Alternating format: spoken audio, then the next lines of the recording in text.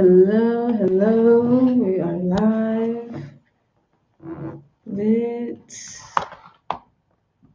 see. How do we do this? Okay, that's okay.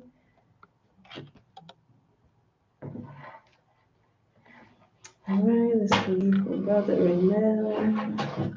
I'll scooch a little bit this way. Might scooch some stuff back. Let's just see what's up. But hello, beautiful people. My name is Angelique. Welcome to Healing Conversations with Brother Raymell Bentley. He should be here soon, very soon, for our debrief. If you are just watching this, I apologize for the previous video that I posted. My finger accidentally slipped over the little mic button. It got muted at some point towards the end of the conversation for about like 5 minutes. So I apologize for that. A little technical difficulties, but that's okay. There are still some really powerful, beautiful things there. And I would highly encourage that you go back and watch that replay. So, how things go around these parts um, on YouTube is that I'm opening here, making sure everything is functioning and good. The camera works, the audio is going. It looks like we are a little clunky, but it should be okay. And if it does kind of like get scattered or something of that nature, um, we can figure it out. But yeah, let's see. Um, it's also because, well, it's saying excellent. So listen, I like unbothered in any case. Um, but yeah, we'll let it do what it does. And I'm just gonna hang out here for a little bit until Brother Raymond gets here. And then we are going to chat it up and talk about some really powerful things that are coming up for us right now. What they are, I don't know, because we have to talk about it, we have to connect on it. So, yeah, that requires him being here. But in the meantime, between time, I figured I would read a chapter from my book, Days of Darkness, because I have been working on it on these final drafts, get everything ready for publishing this month, releasing, launching this month, November 19th. Depending on when you're watching this, November 19th, 2024, Days of Darkness is coming out. If it's after that date, you can get it on Amazon.com on my website or at an event. Um, but yeah, I wanted to read a chapter. This is unofficial, you feel me? But um, I am working on it until he gets here. So let's just go ahead. So this is towards the tail end of the book. If you don't know what Days of Darkness is about, because you're just kind of watching this, oh, he's here. Never mind. Teased.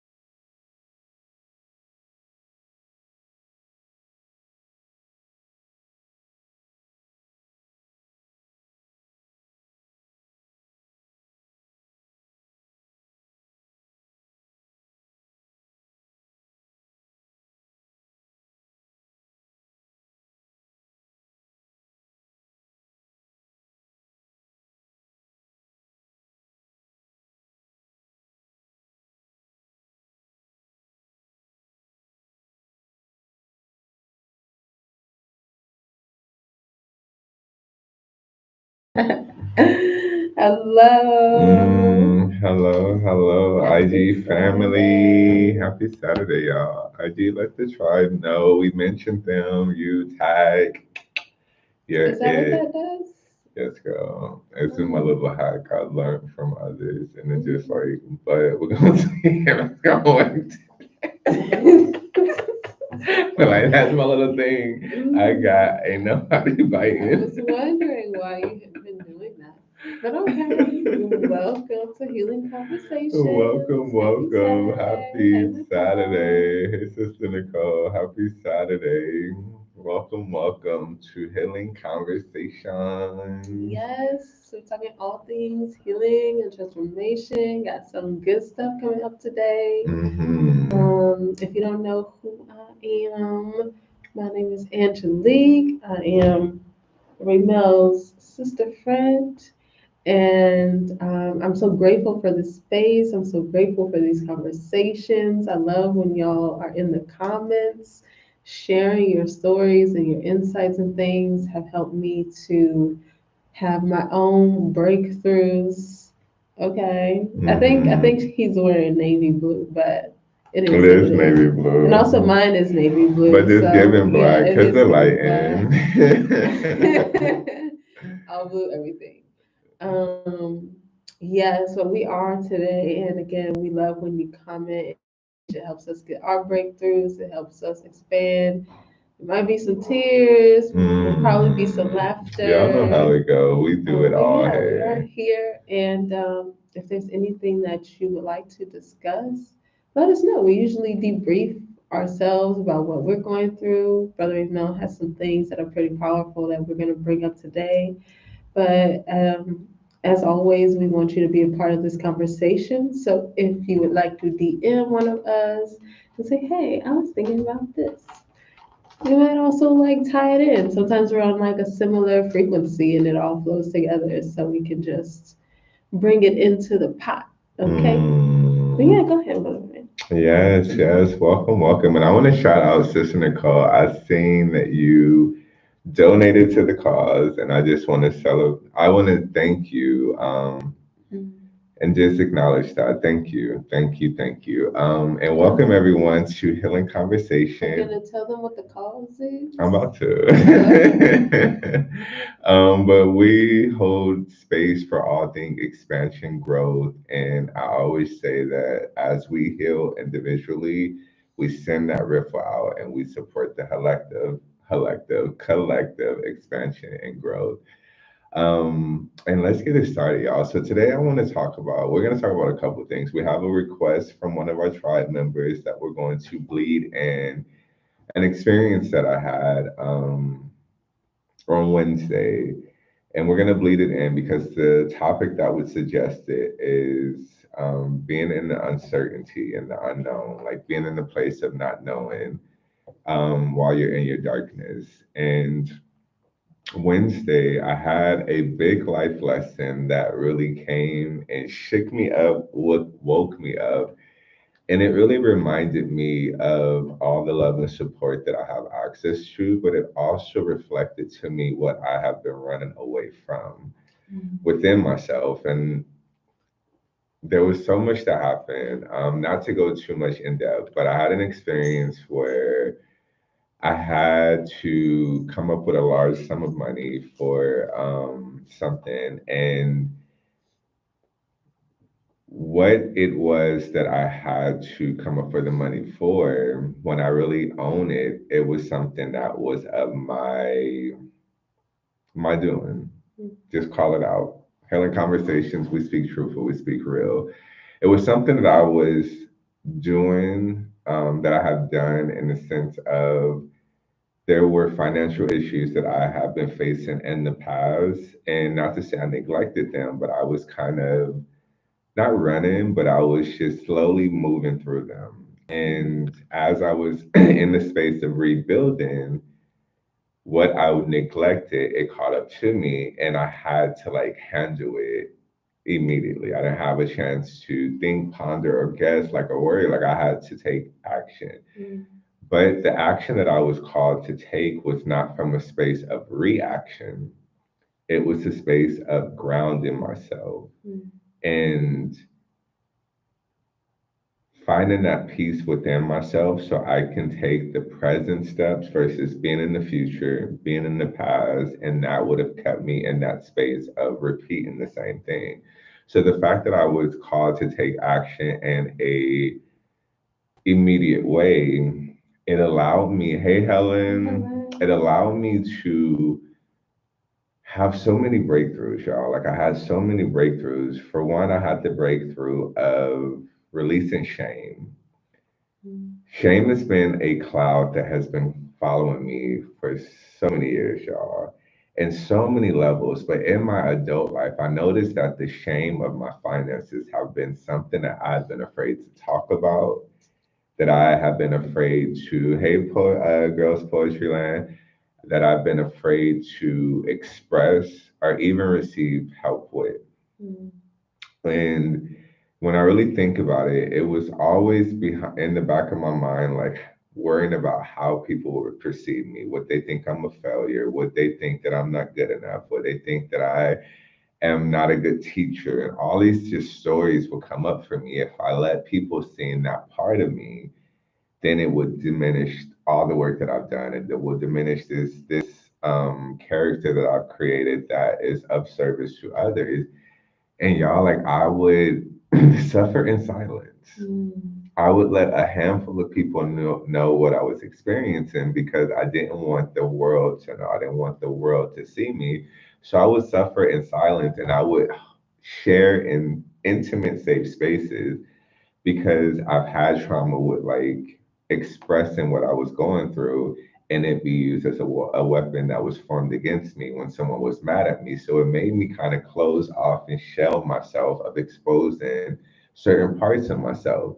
But with this experience that I had on Wednesday, I had no choice but to say, hey, I need support. Mm. I need help. And y'all, like, even asking for it, there was a lot that came up for me. Like as I was making a post, I made like a GoFundMe to support me, just as I'm navigating through some things. And that right there, my mind was like, Raymell, you a grown ass man. People are gonna be judging you. People are gonna think down on you. People are gonna belittle you. They're gonna think like, why can't you do this? Why can't you do that? And there was so much coming up for me. And for a second, I entertained those thoughts, but my heart said, Raymell, your tribe wants to help you. It kept telling me, like, your tribe wants to help you, but they can't help you if they don't know what you need help with. They can't support you if you don't tell them what you need support with. How many times have you all had that knowing that you know that you needed some form of support or help, but you let that voice keep you muted and make you suffer because you didn't want people to judge you. Can I get a hand raise in the comments? Sister Angelique is feeling me, but has that ever happened to you? And that's where I was, but my heart was like, Raymell, I'm doing this for you and not to you. So do what I'm asking you to do. And though I resisted it, I followed what my heart was telling me to do. And once I posted the post of just asking for support, the amount of love that just flooded into me, it was like this wall that I have kept hitting my head against trying to break through. That was the little bit of strength I needed to fully get out of that box that I was stuck in, worrying about what others would think, say, or just how they would judge me. And y'all, like, I felt free for the first time in my life. I literally felt free because I don't care. And I don't say it with a you type of energy, but I don't care because y'all, we're all human having this experience. We're spiritual beings. It's the nature of who we are, but we are having a human experience and we're one. And we all love to help each other. We love to support each other. We like to be there for each other. But a lot of times we're afraid to say, hey, it's my turn. Can you help me? Because for me, I felt worthy if I gave. If I was the one to give, then I am of worth, then I have value, then I'm adding contribution. But if I'm on the opposite end of that, then I'm not worthy. Mm. And so many dots connected because this seed was planted in me from a childhood with that just feeling of unworthiness or I have to perform to receive. So Mm. if I'm not in performing, if I'm not in overgiving, then no one will want to give me. But this was something that humbled me, y'all, because it showed me that there's a world full of people who just want to just give you Mm. whatever you want, but let them. Because we can say we want support, and the moment it comes in, oh, I got this, I'm cool, I'm gonna figure it out. I'm gonna figure it out, I'm gonna make it happen. And life is like, I'm sending angels to you, but you're telling them that you don't need them. Mm. And that's what I would do in the past, but in this present moment, I no longer have to do that because that cloud is gone. Mm. There's still some lingering. I'm gonna say that I just dissolved it all, but a big portion of shame that was following me, it has been released. And now I'm able to see that there's always people that God is using to be expressions, to deliver a gift, a message, support, whatever it is, it's always accessible. So Mm. that was like a big breakthrough. For one, seeing it through the lens of not being a victim of it, because I could have panicked, I could have reacted, I could have tried to grab onto anything and took a wrong action, meaning just trying to do something to do it and would have pushed me further back versus pushing me ahead. So I was able to be grounded, Mm. but also open my heart. Because when you're in shame, your heart is closed. You ain't letting people see all of you. You're letting them see a portion of you. But when you're open, when you're vulnerable, and when you're in that place of allowance, life has so many things that comes your way, so many people that it sends your way that genuinely want to support you. So I'll end it there and just see what comes up because Yes, you yeah, called it in by your actions. yes. And those actions were propelled by the energy and the awareness of taking accountability. Because again, like he said, if he had stayed in that victim mindset and panicked and been in survival mode, the actions would have been very different. And even if they were similar actions, the energy behind them would have been different, which would have caused different results, Hmm. which would have caused delays and disturbances and disruptions to what was like the highest thing that could unfold in this moment. Um, which is, getting your needs met, understanding that we are part of a just like a part of a oneness, and that there are no gaps or holes because we can always reach out to these other parts of the oneness and trust that we have our needs met. And something that was coming up for me when you said that we are all spirit having this human experience, and the experience materially that you were having was like very human, right? It's Hmm. like no other part of nature has to like navigate some of the things that we navigate with our lives as human beings, like cars or shoes or houses or jobs or anything of that nature, like material things like getting a watch or something like nothing in nature cares anything about time. You feel me? Hmm. These are very human things. So when we're able to tap into our connection to spirit, our divine creativity, our oneness, it allows us to see, oh, I don't, as spirit, I can't withhold anything from myself. In my unique human experience, I may not have um, taken the steps to maintain or procure a certain human situation, but guess what? I'm not in this by myself in my humanness. There's all of these other aspects and all these other people, all these like additional resources that are a part of the cycle and the circulation that I can reach out to. It's not just me by myself. And that's something that I've also had to heal through. I'm also healing through healing healing conversations. Mhm. Um, and it's so beautiful how we continue to open and unfold in the things that we came here to work on as spirit. You feel me? Like there have been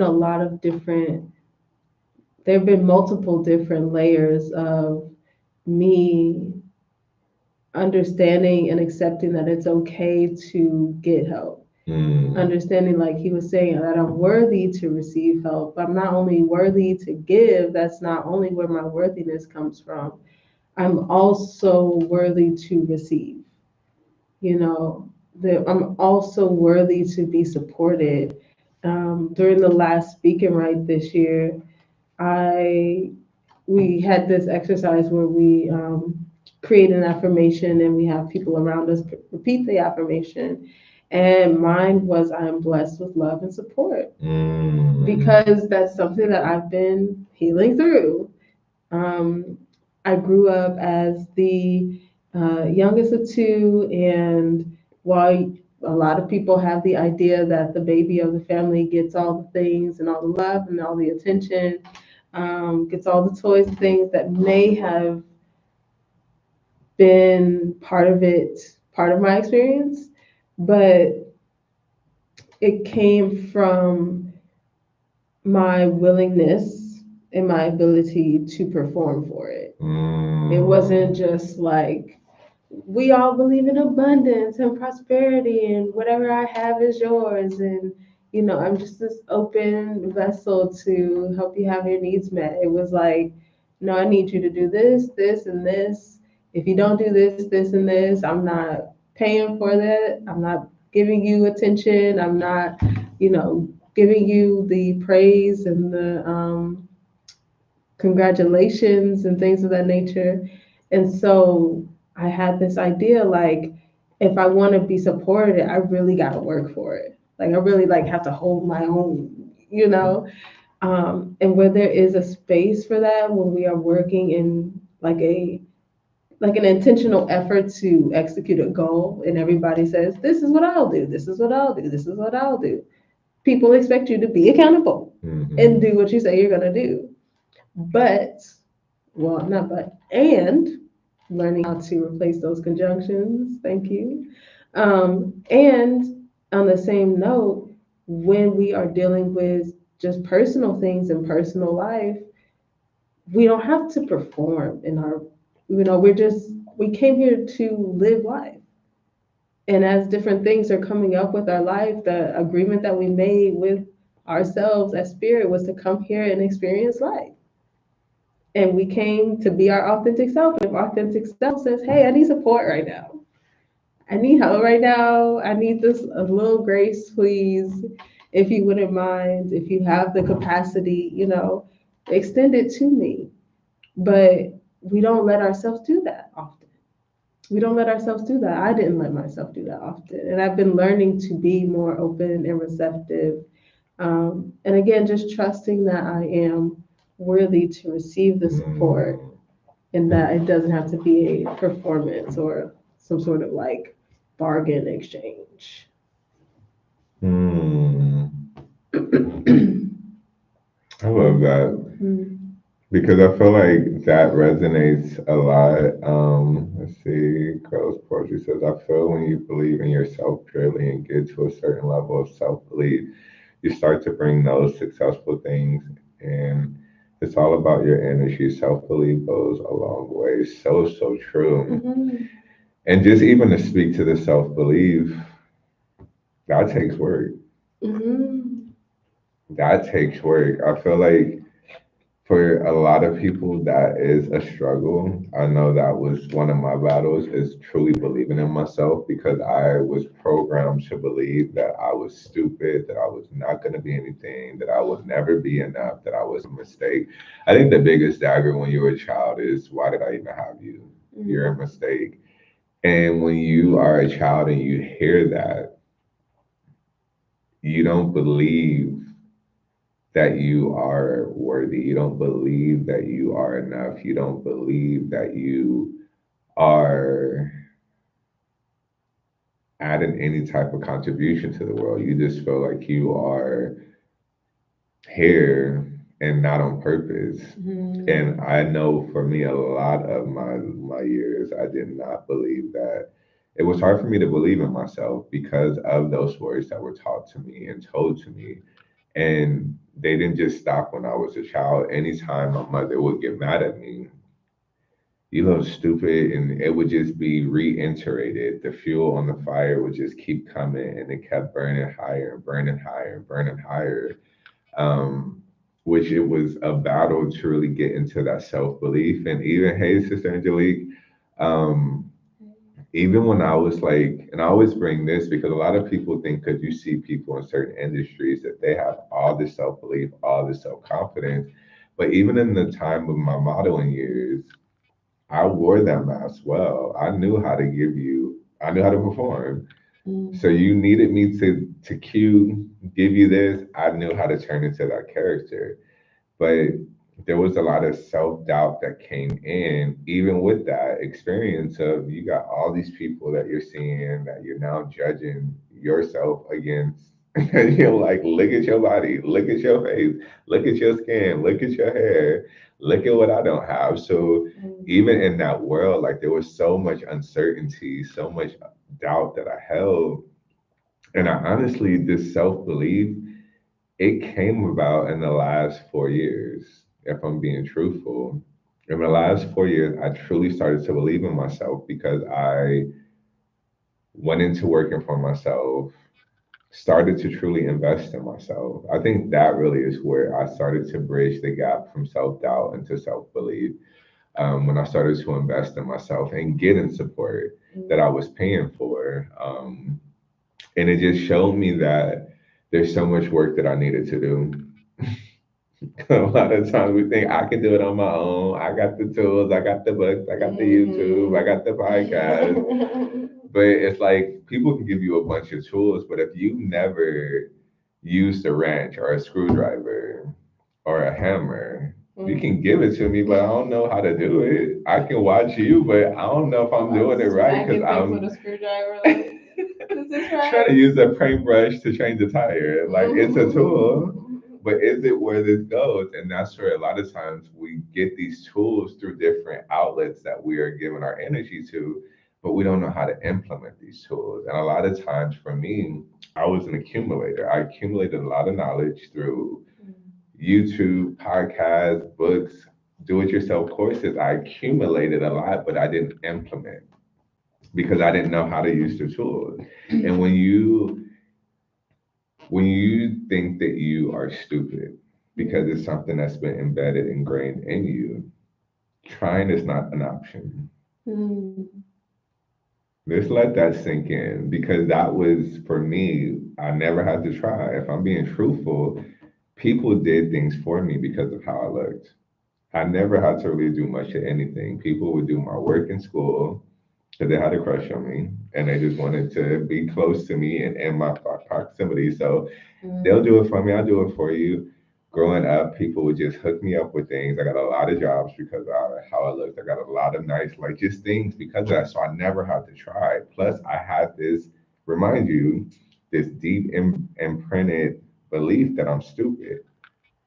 So anytime I tried to try and it didn't work out, oh, I don't have to do that, or I can't do that. I would tell myself, I can't do that. And anything that you say you can't do, you will never do. I didn't have any awareness of what I know now, but I would just say, oh, I can't do that. I can't do that. And I would just not give myself even that chance to try to see if I could.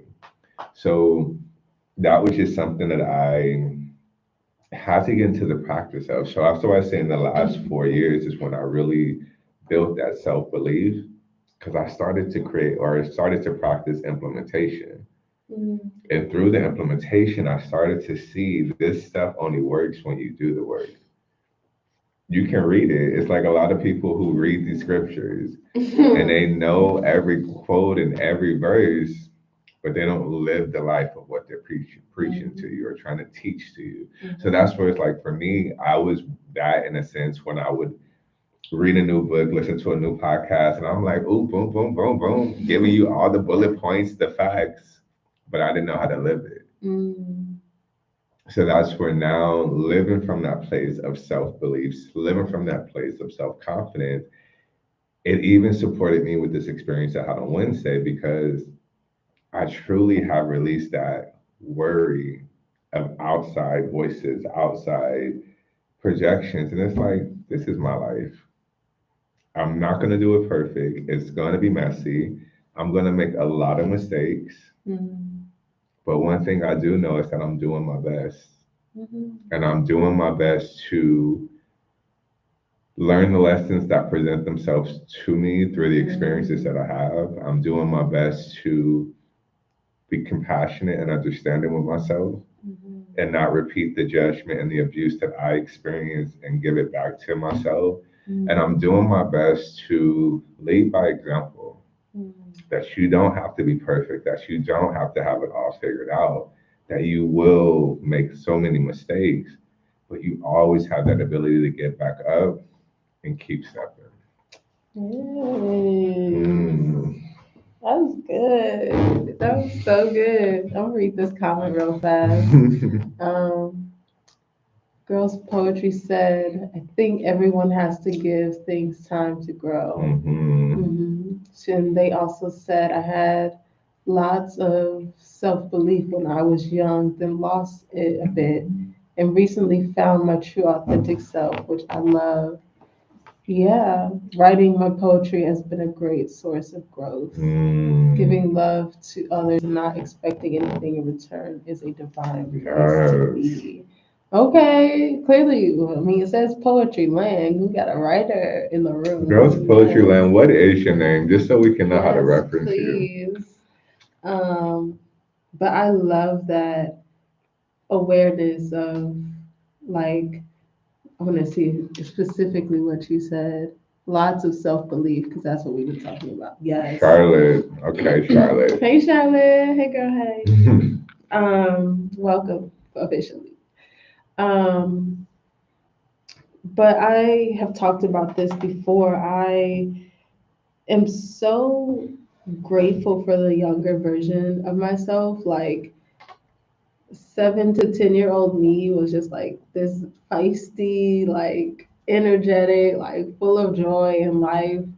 Um, and I love her so much. She had a lot of self belief.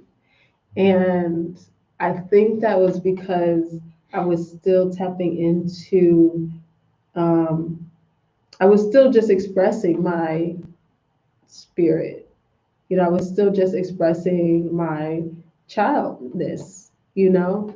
And one thing that I will say that I'm super grateful for about my upbringing is that my the older people in my life um, did their best. And when I say this, I'm not saying it was perfect all the time, but did their best to speak kindly.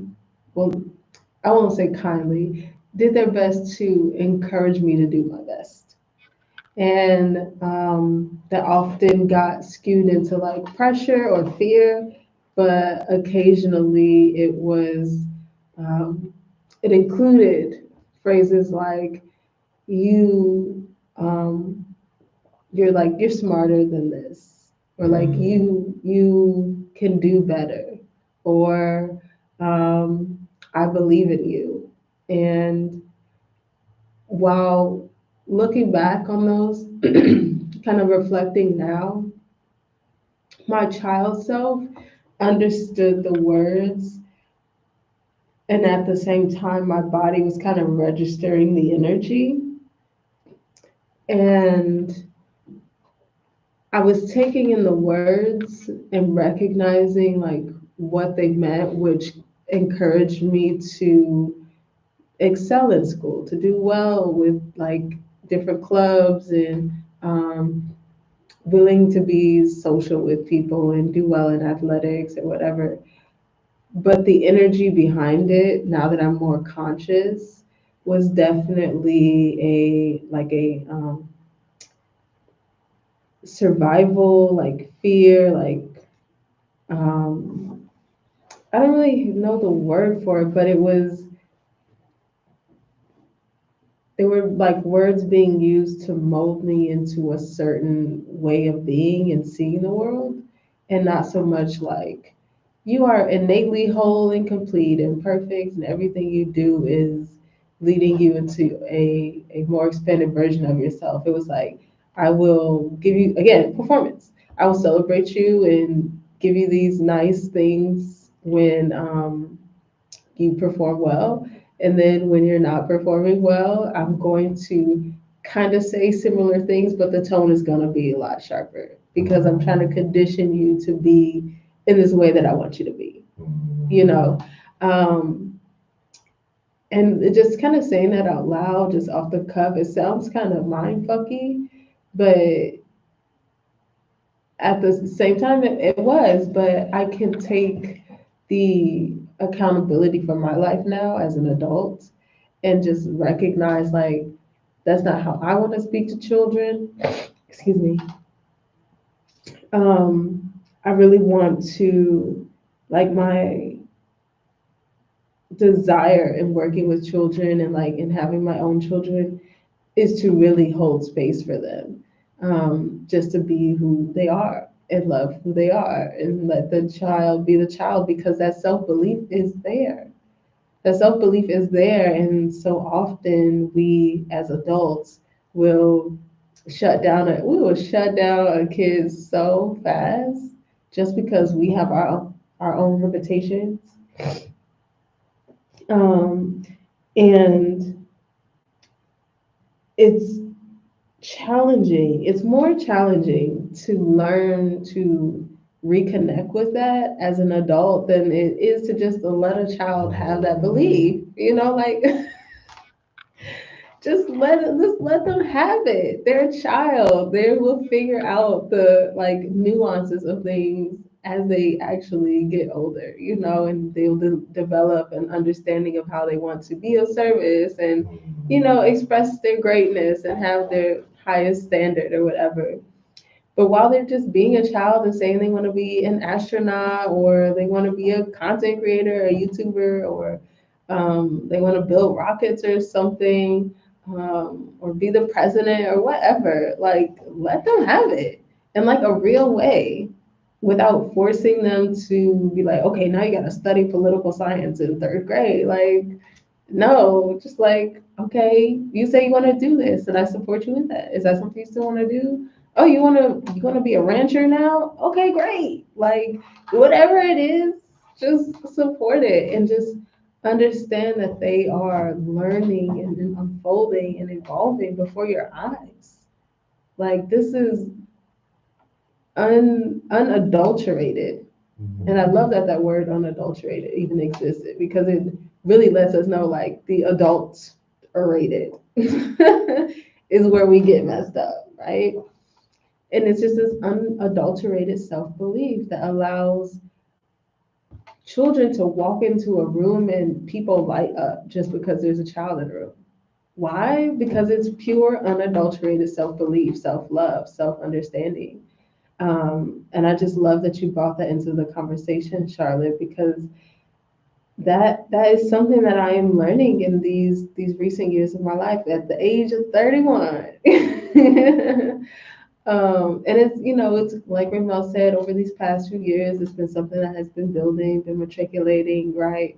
But just in these last couple years, um, yeah, like 30 and 31, I've really been tapping into my inner child and just trusting that her awesomeness and her amazingness is my authenticity and allowing that to be, you know, just allowing that to be. And this is not to say be childish or to be,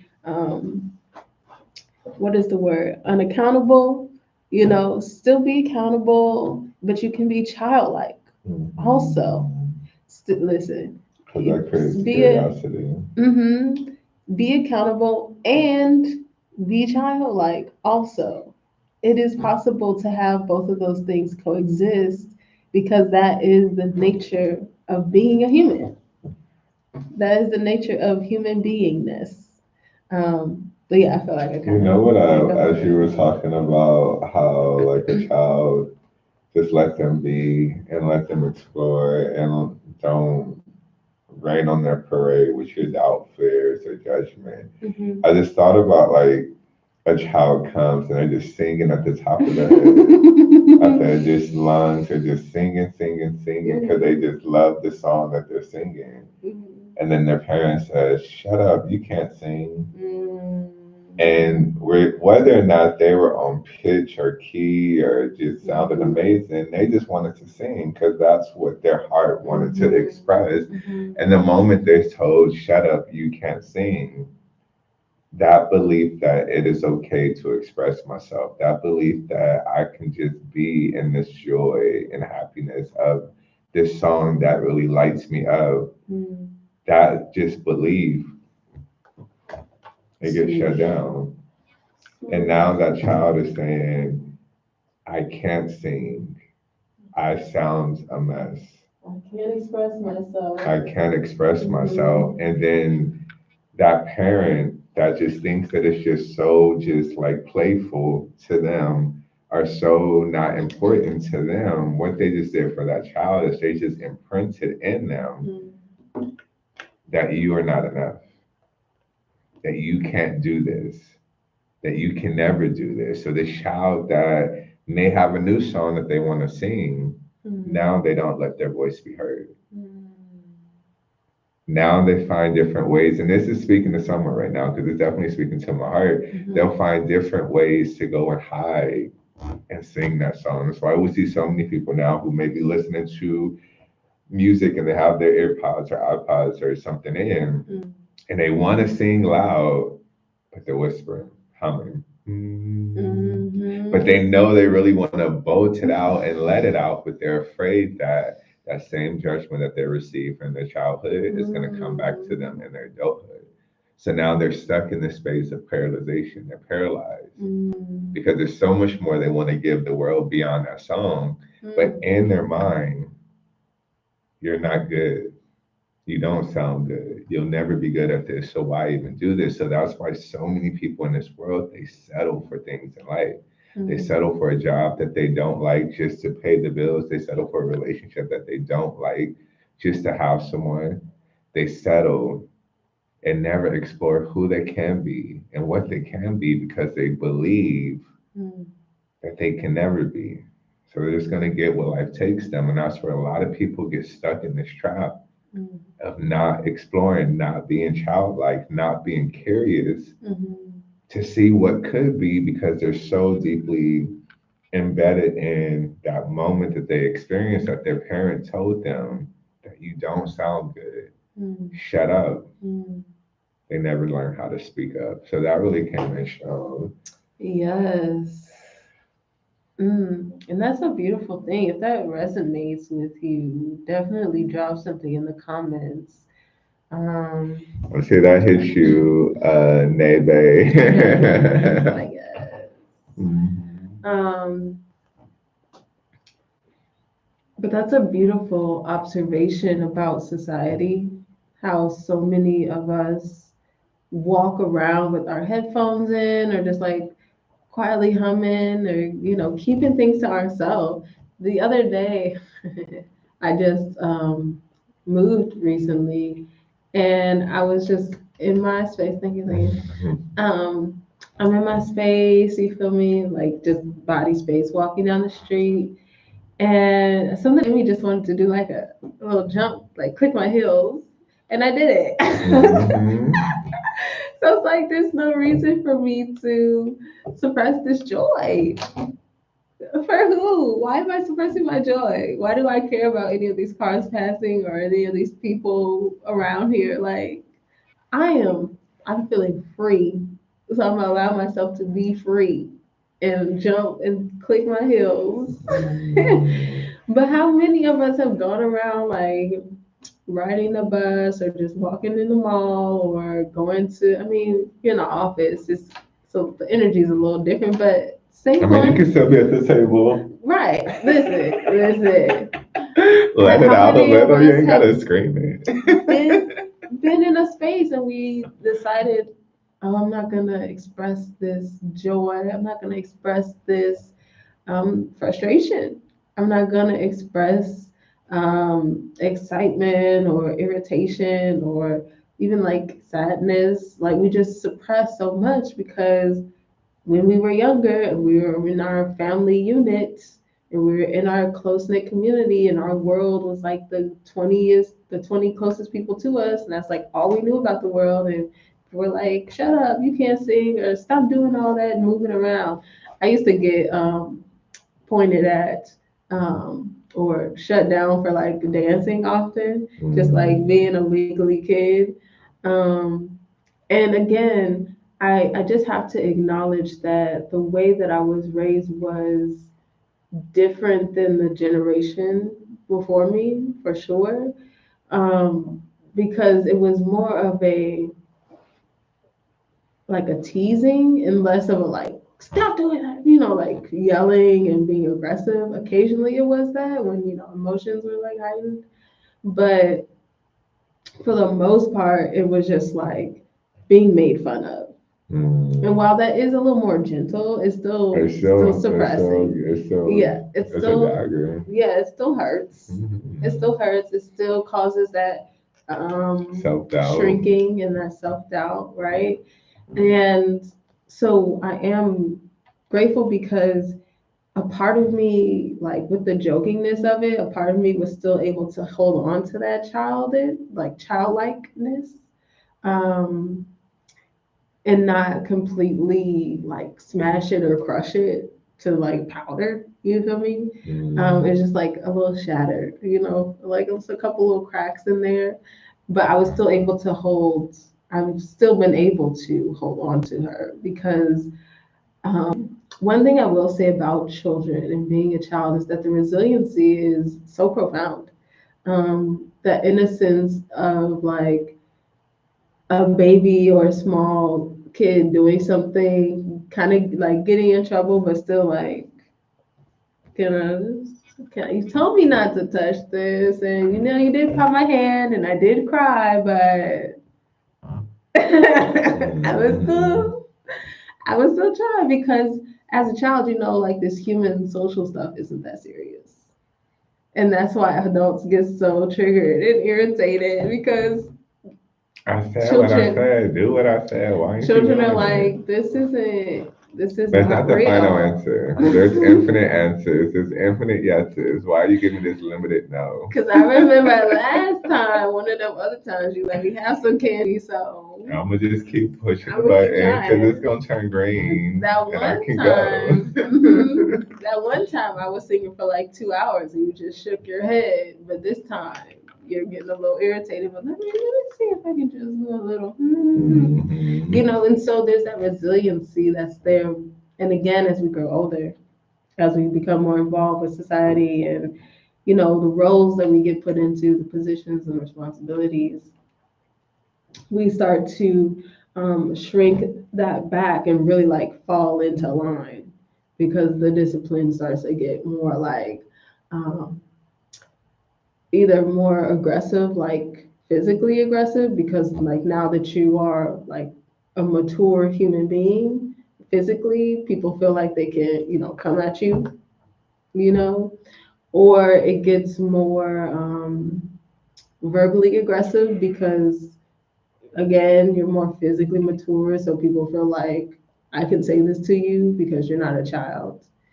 And also, people like the financial thing comes into it. People will withhold finances from you. The emotional thing gets more into it because as we become mature physical forms, we start to figure out like, how do I take care of my basic needs? Oh, community is a part of that. So people will withhold their care and their resources from you. You know, if you're not falling in line with what they told you to do and how you're supposed to be. And so we start to shrink back that childlikeness and um, fall into line because we are trying to protect ourselves and keep ourselves safe. and I'm gonna just bring it up again. None of that stuff is really real. And I'm grateful that I've been able to retain my relationship with my inner child in a light way, um, because it helps me to just kind of crack some of those glass walls that, aren't honestly aren't there at all. It's like all of this stuff is just made up, and the Mm-hmm. points don't matter. Mm-hmm. What matters is, am I enjoying my life? Do I feel worthy of enjoying my life? Do I feel worthy of love? Do I feel worthy of being the receiver instead of the giver? Also, to be a giver, because if you are a giver, then that means you are receiving and you're part of the circulation, the cycle, right? But that worthiness is really important. Feeling that love is so important because that is, Mm-hmm. for me, the foundation of my beingness is love. So it's like, am I feeling this love? Am I allowing myself to be worthy of love? Am I keeping myself open to love and really tapping into that and letting all the perceptions of what society says I should or shouldn't have or should or shouldn't be doing, or, why aren't you doing this? You're 30 years old. Where are your children and your car and your house? So I'm like, I'm in my own human I rose, experience. Yeah, I rose, neck rose, like all the rows. Cause who, what, who where, cares? why? Okay, no, no, no.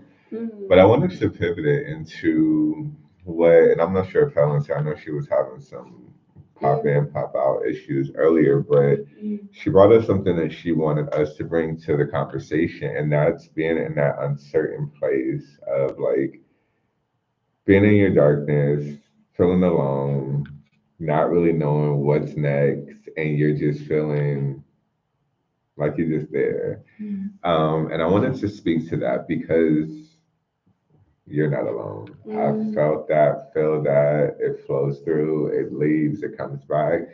And I wanted to speak to that because I feel like that is a good contribution to the conversation. And a lot of people do feel alone. A lot of people are feeling uncertain about where they are on their journey, which leads them feeling lost. mm. And a lot of times when you're feeling lost, you're either seeking from something outside yourself to help find you.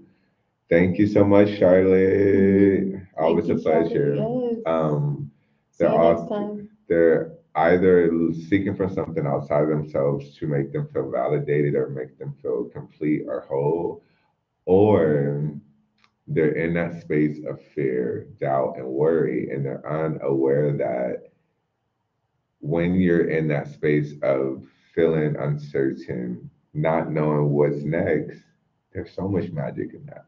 There's so much magic in that. And what Hey, comes to Jay. mind, hey, Sister Jessica, what comes to mind is when you plant a seed and the soil is dark Mhm.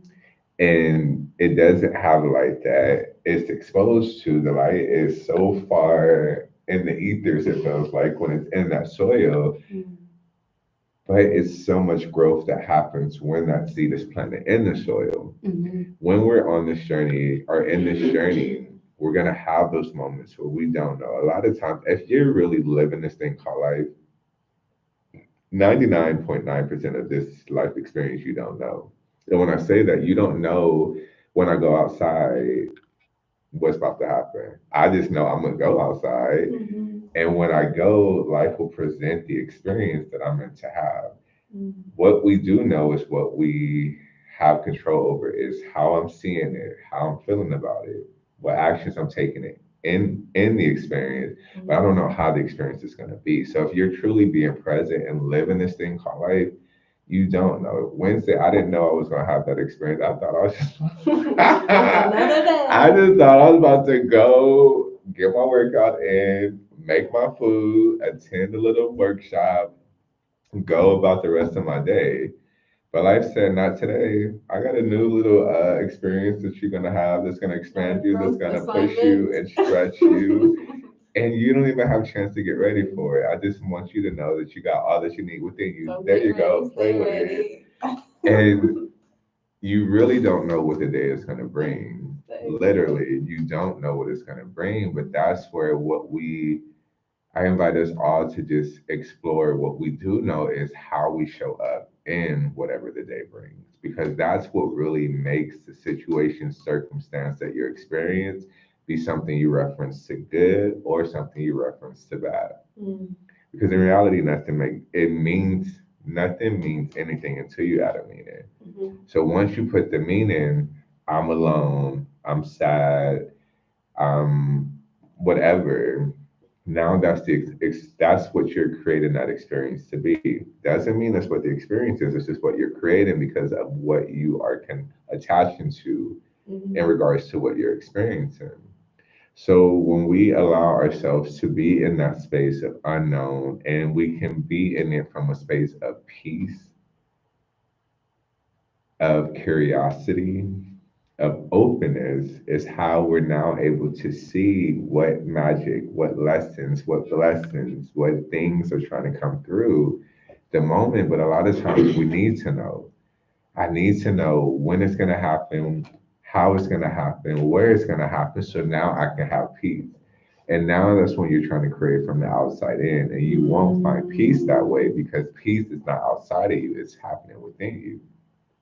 Joy, happiness, all the feels, sadness, anger, frustration is happening outside of you. We just let the physical activate an internal feeling, but we get lost in the physical. So we're saying this person is the reason, this thing is the reason that I feel. And I just want to just bring this awareness. That's not true. And I say that so Mm. humbly, and I say that so with so much love and compassion. Mm. But no one or anything. I was in a conversation with a friend, I want to say last week, and they were not really receiving what I was saying. And then they were trying to say how I made them feel. And I had to honor, like, your feelings are valid, but I can't make you feel any type of way. Those feelings are inside of you. So I'm not responsible for your feelings. Mhm. Someone who doesn't have the awareness and hasn't been in this work would think I'm something like a heartless piece of shit. Mhm. But the truth is, no one is responsible for how I feel but me. You can activate a feeling that I already have within me, but you do not give me that feeling because that feeling comes from within me. So you can't put it in me. Mhm. It's already inside of me. And a lot of times we get lost in the projection and the delegation of blame that we don't accept that this has already been in me. This rock has already been in my river. You Mhm. just triggered it to help me see that it's still something I need to give energy to. It's still something I need to give attention to, but it's not something you threw in me. Mhm. And now you got to be the one who's responsible to do the work to get it out of me. No, I have to do that work. So I just Mhm. want to bring that into the conversation, especially when we're speaking about the unknown, being in that uncertain place, feeling alone. Really, I invite you to not get lost in what you don't have, but get present and present beyond what your outer eyes can see, but present with what your internal being knows is there. A lot of times we overlook so many blessings, so many gifts that are in our face because we're thinking if I had this person, if I had this thing, then it would make me once again feel fulfilled, feel whole, feel complete, not feel alone. Mhm. But that's why people have a room full of people that they can be in the room with, but they still feel lonely. Mhm. Just saying, landed there. Landed. Uh, yeah, that's so powerful. Um, we have so much within us that it's Thank you, challenging. Sherman Schumann. Yes, very well landed. Um, but we have so much within us that is it's really just all just energy and experiences of life, right? But we, like Raymell was saying, we go around expecting people to do like this emotional surgery on us. Like, oh, I'm feeling angry. You got to take this out of me. Like, Remember that old game Operation? That's Exactly what that. comes up for me. Exactly like it's like, oh, I got this thing in my arm. You gotta take it out, but don't buzz me. Like, don't trigger me. Don't trigger me, because then it's gonna Because activate. then I'm gonna be like, "Wah, wah, wah." You triggered me. You Oh know? my goodness, that is so on point. That is on point. Because that's what happens when you don't take accountability for yourself to know what's going on in there. You just got people, you want people going in and being like, Fragile, oh, let me super take out careful, this super this stone in mindful, your energy flow. be Let me very take out this. demure. Be mindful, respectful, very demure. You know, you don't want to be acting all crazy, right? And we just expect people to do this. We have these roles and these positions that we put people into. Meanwhile, they're having their own individual, unique experience managing their own life things. Mhm. And when somebody is like, your feelings are yours and your responsibility, we're like, oh, you triggered all of my buttons. Everything is triggered because you're not even playing the game. You're not even playing the game right.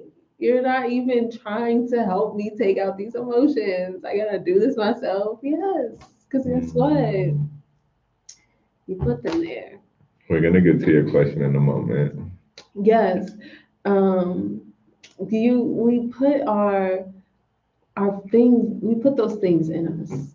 And yes, they often happen in our childhood. Last time I mentioned this beautiful meditation called Wake for the Inner Child. It's actually from this book. I think it's called Radical Forgiveness. Forgive me if I misspeak on the name again, but the idea of this meditation is that we have, um, what is the word, contracted this child to hold on to all of the people who have hurt us, all of the experiences that scared us, all of the things that we feel limited by. And we've had this child writing all of it down in this dark, dusty, dank room in our body, Mm. and putting it in different spots in our body to hold that energy, just kind of coordinating and operating all of this emotional baggage, and then telling other people somebody else has to deal with this. Someone Mm. else has to take down these walls. Somebody else has to shred these papers and these ledgers with all these people's experiences. Like, no, you did that. You did that. And that's not to blame or accuse or say that different challenging experiences did not happen. Like abuse is a thing, it's an action, it happens, right? Neglect is a thing, it's an action that happens.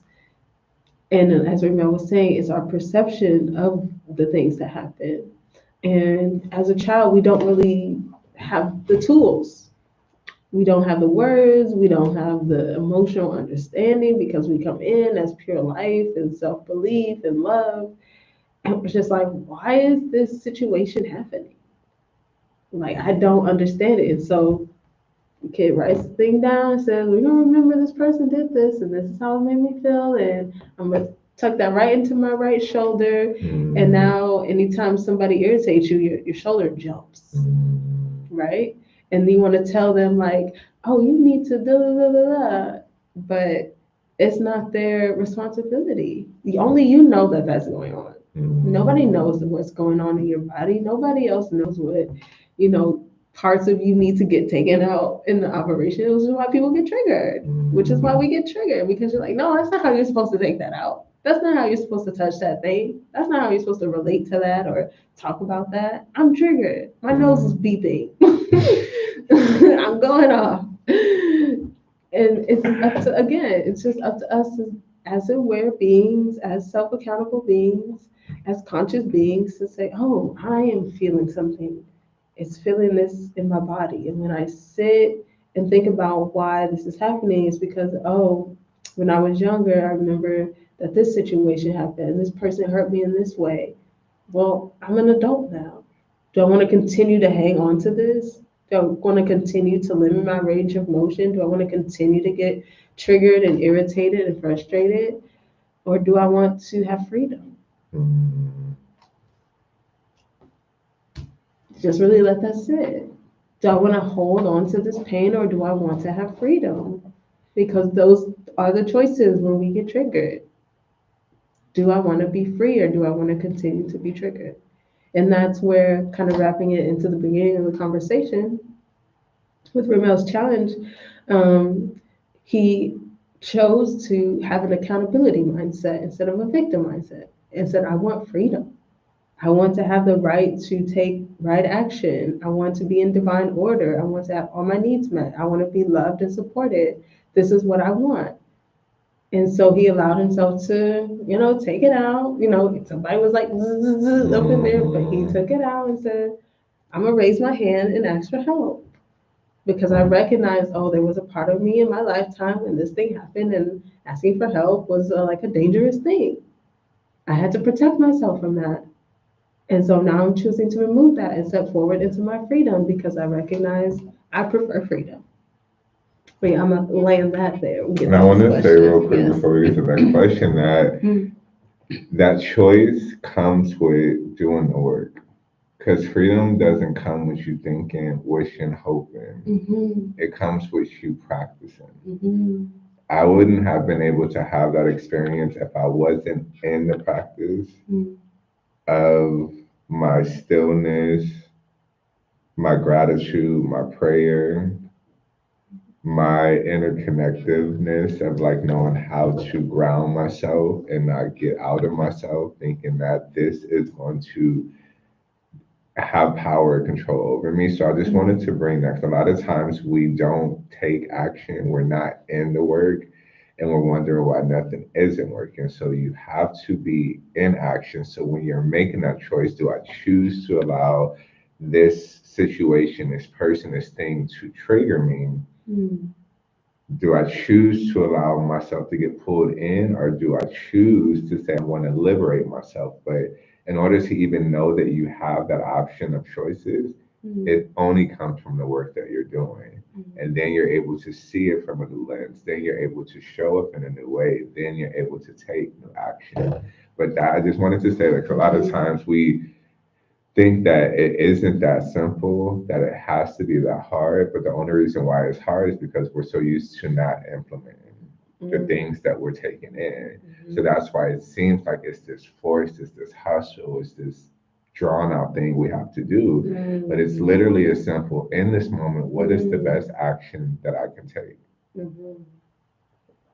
And that's where you're led because literally we're always guided. We're working with the universe because there's just one, which leads into the question that we were asked. I'm not sure if you're still here, Ben Ostad, but what are your thoughts on God? Is he within us? Is he on the plane? What is the difference between subconscious mind and God? Well, in reference to our thoughts on God and being within us, we do have was it our last episode that we really deep dove into that? Was it last week? I think so. Yeah, last week. I would say check out Mm-hmm. last week because we have a whole designated Conversation about what God is, who God is, and we really deep relationship dive to into that. that Yeah. question. But to kind of counterpart the difference between the subconscious mind and God, there is no difference. There's only one mind. Mm-hmm. And the humanness of experiencing the mind, and just reference back, the mind is nothing but accumulation of thoughts. That's all the mind is. Thoughts create the mind. So when you think of subconscious mind and God, what, to my understanding, I always like to say that because I don't land the plane as this is just what it is when I say it, but Crash the too, plane because into the phone. girl, Like, because people be like, well, that's what Raymond said. No, but to my understanding of what I've gathered in regards to my research and studies, the subconscious mind is where the supermind, that's where infinite, limitless possibilities land and live. So that's why whenever we are in an awakened state or dream state, the subconscious mind is never out of state. mm.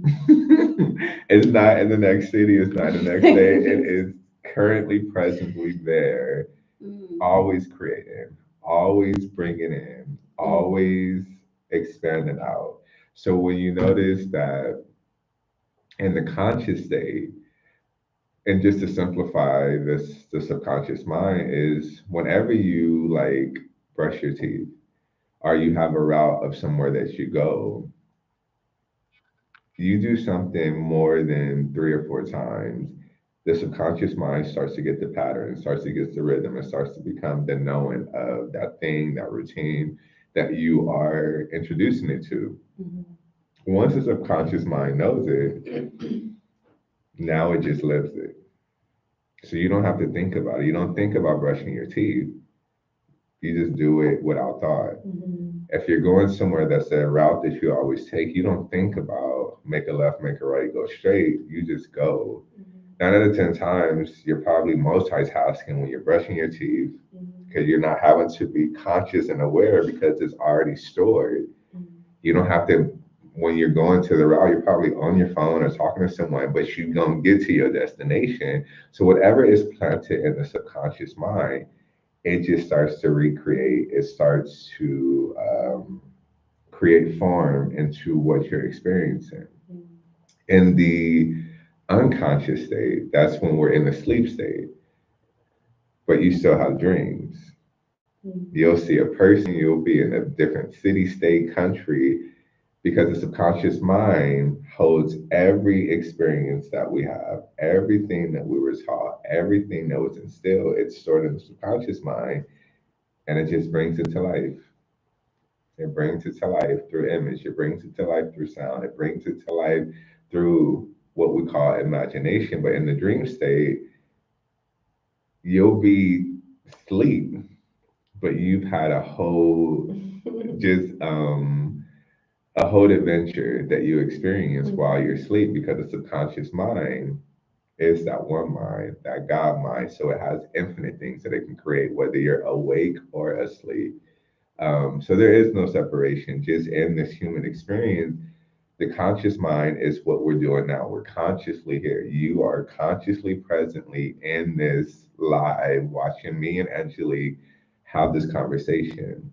Your subconscious mind can accept or reject. So consciously, you can say, "Oh, what they're saying, I resonate with. Let me take that in. Let me hold on to that so I can explore it." Or consciously, you can say, "That ain't aligning. That ain't for me," and you can reject it. Mhm. And what you accept, it goes into the subconscious mind. What you reject, it can't go into the subconscious mind because the subconscious mind only can take in what you digest and process and give it to receive. Mhm. That's where a lot of times when we're unaware of that conscious and subconscious, consciously a lot of times we're stuck in the drama, we're stuck in the chaos, we're stuck in the lack, we're stuck in the limitations, we're stuck in the tornadoes of the world. And we often accept that. So what happens? Your subconscious mind says, "Oh, there's war. Oh, there's injustice. Oh, there's gender discrimination, sexual discrimination. Oh," and that's what you're tuning in consciously every day. Now, all you see, because it's going to create, Mhm. is war, injustice, harassment, separation, and that's what you experience. So we have so much power because it's held in the mind, which we'll probably have a whole nother conversation talking about that because I feel like there's so much that There's lots of back there. that we can just bring to the conversation with it. But Mhm. just know that your subconscious mind, there's infinite, limitless, abundant ways to where you can create, you can have or experience whatever it is that's stored in it. Think of that as the soil and you're consciously planting seeds. What you water, it grows. What you don't water, it suffocates and it dies. Mhm. But you are the one who are the gardener. Okay. They said, thank you. I'm starting to realize I don't have much control other than what I believe subconsciously. That was a great explanation. Mm. And I want to add to that because what came up for me while you're talking about like the driving and like doing things um, unconsciously, subconsciously was the illustration I did of the stick figure. In your life. Yeah, so Bob Proctor, yeah, I'm not sure who originally did it. I still have not He gone back. learned that from someone. I think Yes, it was okay. Earl Nightingale or Um, one of those teachers. it wasn't Earl Nightingale. I know that for sure because Oh yeah, yeah, I've listened to yeah. a few of his things. But any case, historic knowledge. You feel me? Ancient wisdom. Mm. um, his idea of the stick figure is like it's a circle, and then there's a line in the middle. The top half is the conscious. The Oh top is no, it's okay. I'm gosh. just playing with my words. The top half is the conscious, where we have like our senses, like smell, taste, touch, hearing, sight, right? And then the bottom half is our subconscious, and this is like our heart and our habits and things of the nature. And originally, when I came across this concept some years ago, I'm thinking like my mind, and then Oh yeah, I'm because the talking about subconscious is in the heart. yeah. And so then when I was watching You Were Born Rich, which is a beautiful lecture series, if you happen to come across it on YouTube or any other platform, highly recommend. You Were Born Rich by Bob Proctor. Um, they were drawing it again, and they drew the heart in the bottom part. And I remember Raymell and I were sitting at Agape one day, and I was I like, listen to Joseph mm-hmm, Murphy's book. Yeah. mm-hmm. And I was like, I just realized like the mind is like all of us. You know, the mind is in the toe, the mind is in the gut, the mind is in the heart, the mind is in your fingertips, the mind is in your brain, which is what's actually up here, right? The mind is like in all of your senses, all of your parts of your body, because it all picks up what's going on in the environment.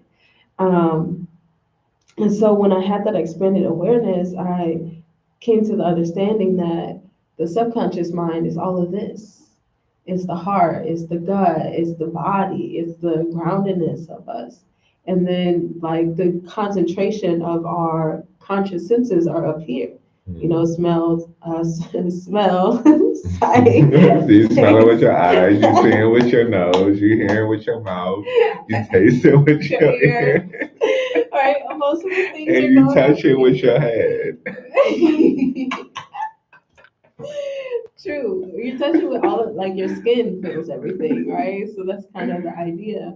Um, and so when the Raymel was talking about you just like brush your teeth or you cook a meal that you always cook or you're driving. When you're first doing it, like you're reading the recipe, you're like, okay, I'm consciously putting in this much garlic, I'm consciously putting these onions on first and then adding this, like I'm consciously doing this. I'm consciously making this left, I'm reading the street sign, okay, I'm consciously going this way, and you're having when you're younger like watching little kids brush their teeth is hilarious. They really do their best to focus. Hmm. So it's like you're really focusing, you're really giving your sense attention to it, right? But then as you learn it, it's just literally all in your body, and then everything else going on up here, you're thinking about what you're doing later today, that conversation that you had, something that you probably, if you're in the practice of doing the work, something that you're working on today, setting your intention for the day, trying to speak higher thoughts and aside from what we may be thinking, like really being focused because your mind is in a more subconscious state because you are doing these actions. You're moving from a subconscious space. You're just driving. You don't think. You're not thinking. You're just whatever is playing is what's playing. So Hmm. when we are consciously aware that we are in a subconscious space, when we are driving, when we are cooking, when we are doing things that we have a habit of and we know, that's a beautiful time. Absolutely beautiful time to start planting seeds into the subconscious, planting those seeds of worthiness, planting those seeds of intention, planting those seeds of my oneness with God, my greatness, my excellence, my divine love and relationships. Because Hmm. you're just automatically in this subconscious mode. Your subconscious is open and ready. So instead of just cycling through, okay, today is Tuesday and I gotta do this and I gotta walk the dog and I gotta do laundry. It's instead of going down the list, take that time to intentionally plant seeds into your subconscious because it's open. So I just wanted to add that in there. Our first subconscious controls everything. Do people around us have the free will? Yes, they do. Everyone has the free will, and what I interpret Free will, as is the free will to choose. Thank you. The free will to choose. How do you choose to have your experience? So when I say that is we're both in this room right now. We're at the library. We're in this study room. She has the free will to express, to show up and be who she Oh, wants, I how can she get up and down. wants, or just and as well, like I have my own free will of how I choose to show up, how I choose to have the experience. So the subconscious, I would say, has no power over someone else's experience. The subconscious is your own experience that you are having based on what you accumulate and what you project. So life is just a projection of thoughts. Okay. Instagram But said, life is a projection of thoughts that we hold and store. And that's what we express through our experiences, through our encounters, and through our actions. And that becomes our attraction. So what I have within is what we say as within, so without. So whatever you hold within yourself, it's going to be expressed outside of yourself. It's like if I'm looking at a mirror right now, I can only see what I show it. So I can't have be like this and then the mirror shows me a hand over here and a hand over there. Like it can't. It's just not possible. So life is always mirroring that to would break us. our identity with reality. Okay. But it always mirrors to us where we are and who we are showing up as. And I think where people get lost in that just statement is they always go into the third party. But remember, you're just the only party that is having your own experience. Others you may call in to participate and be co-stars in your movie, but you're the star. You're the one who's running the show. You're the one who is playing lights, camera, action. Now, this universe, it sets us up. Right now, we're on set. We're in the set of a library. We have extras here. We have a set here. We have books, the props of a bookshelves and books, and we have props of a desk. So everything, life is always setting us up with with this the scenery that is meant for the scene. But what characters I show up as is my choice. I can show up as this badass that comes here and drop these gems, shares the love, shares the light, or I can show up as someone who is shy and timid and insecure and doesn't believe what he knows, so he just stays quiet. A lot of people are playing that character because they're stuck in their own non acceptance and it's projecting out as insecurities. So then that's where they hide, they dim, they play small because they don't really realize who they are. They don't realize that they're the star. So they're the extra in their own movie, often the co star, often just sitting in the Like a stands PA, just standing there waiting to get somebody's coffee. to direct their lives, to play them in their lives. So that's where I know we just went all the way into a whole different, but it's all combined. It's always you guys are beautiful. Great message. Thank you. What do you mean? What do they mean when they say it's an illusion? We're being deceived. Do you want to answer that real We being quick? deceived by something. There's so much with that. There is so much with that, and especially with the specific language deception. Like that's we only got like 9 minutes to go, so I'm gonna be as brief as possible with this and try to be succinct. Um, we are going back to like God and subconsciousness and how it's all the one, it's all the same. And everything around us, like the table, the water bottle, the computer, all of this stuff, is all what is considered an illusion. What is real, what is the reality, what is eternal, what is actually happening is God having an experience in this place set, like Raymell was saying. So everything around us is constructed. It comes into form and it goes out of form. It's not like an eternal, lasting, real reality. And we, in our humanness, are rarely accessing that eternalness.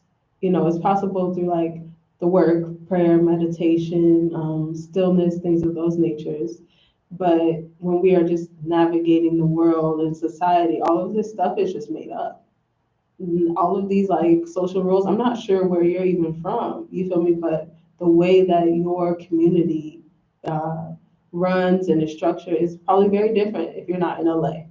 You feel me?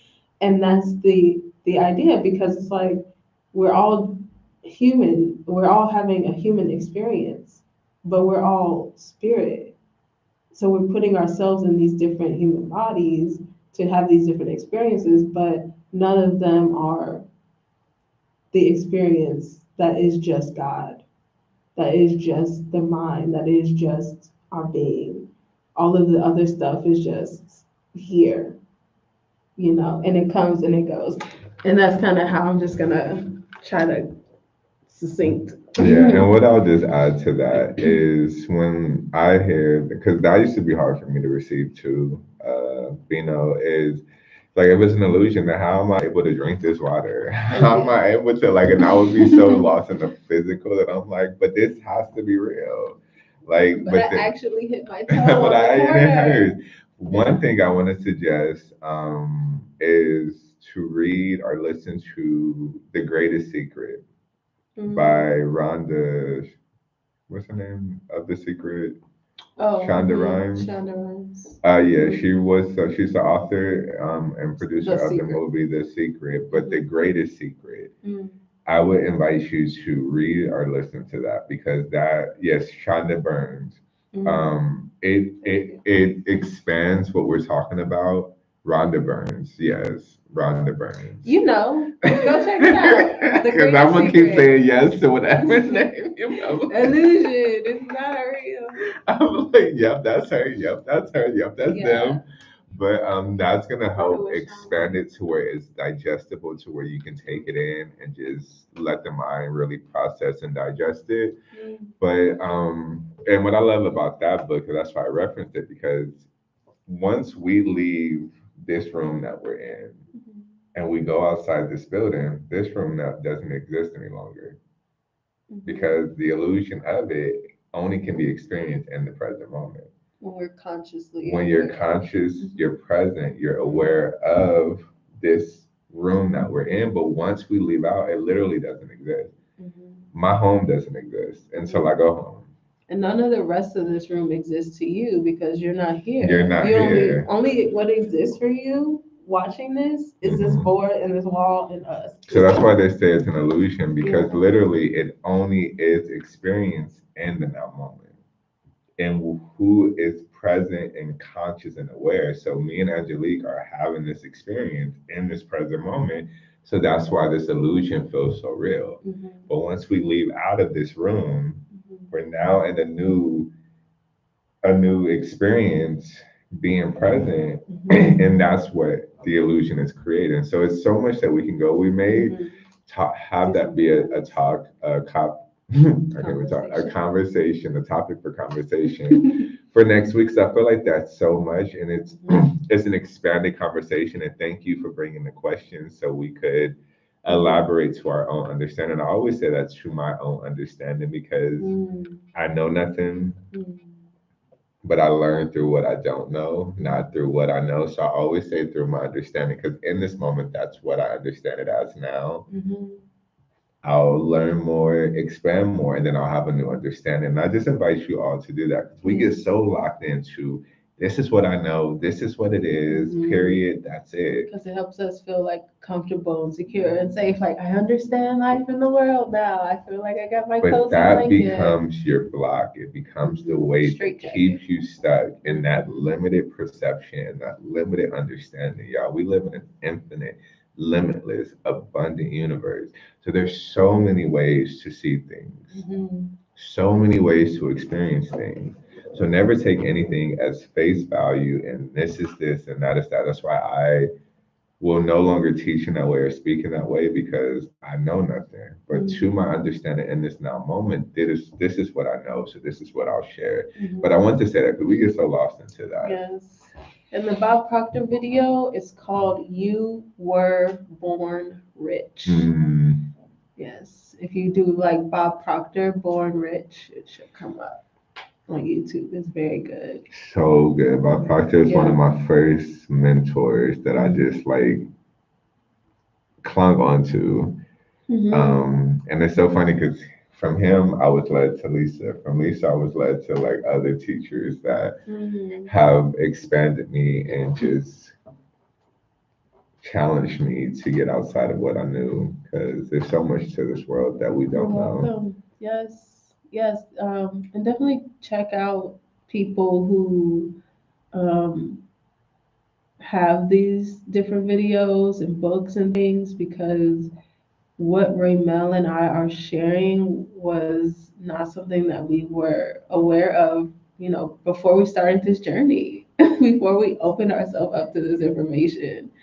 And I can definitely speak for myself specifically, just like I did do well in school. I did go to college until I realized, like, oh, I don't want to study what I'm studying. But I still had this, like, very traditional education understanding of life, like, very science, very, like, um, just like real world, Mhm. the way of thinking. And that way of thinking really is limited because when I was in that space, I saw lack, I saw emptiness, I saw aloneness, I saw separation. It was just a very dark space. And once I came into these teachers like Earl Nightingale, like Lisa Nichols, I was gonna say Bob Proctor, Bob Bob Proctor, Proctor. Michael Beckwith, Michael A. Yes, Singer, like yes. wow. Uh-huh. Alan Watts, Mm. Florence Scovel Shinn, Genevieve Ernest Barron. Holmes, Joseph Yeah, Murphy. Oh my goodness, the so list goes many. Yeah, on. there's a beautiful list. And what I love so much about this, and I'll wrap this up, um, is that a lot of this knowledge is from like the 1920s, 30s, 40s. And so it's like people were having very expanded ideas and conversations at this time. Like this is, I don't want to say ancient, but it's over 100 years, y'all. Over 100 years of people having these ideas. And even from what they share and what they're telling, um, it's from even more ancient knowledge. It Hmm. just wasn't a part of the conversation like it is now. It was considered woo Yeah, and it was all of that. considered like just craziness, like that doesn't, it's not reality. Because when I really look at my bank account, when I really look at my Oh, we relationship, gotta go. when I really Hold on. look at So the we just got way, an illusion thinking it was something. I almost took into that illusion until I looked and I was like, that ain't it. Um, but we get so sucked in to all of these different things.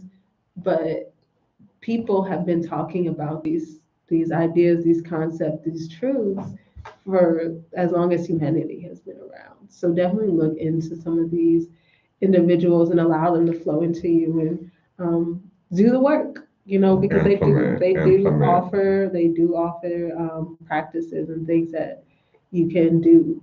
But if we're just listening, then it's like, how is this? And It don't is woo overlook woo. the simplicity of when they tell you just to breathe, when Mhm. they tell you just to be still for Mhm. 3, 4, 5 minutes. Don't Mhm. overlook the simplicity of just writing in a gratitude journal Mhm. or saying an affirmation. Like they Mhm. seem so simple, but it's so powerful when you continue to practice it because you start to see how your mind defaults to I am versus what you're not. You start to Mhm. see how your mind defaults to seeing a solution versus focusing on the problem. You Mhm. start to see how you show up in a new way and not the same way that kept you in feeling victimized by life. You start to see that you hold power. Mhm. So yeah, so just know that this stuff works when you do the work. All right, y'all, we gotta We gotta go. run We're running over away. on time, but we love y'all. We So, thank y'all, and we we will see you see next you week. all next week. Bye.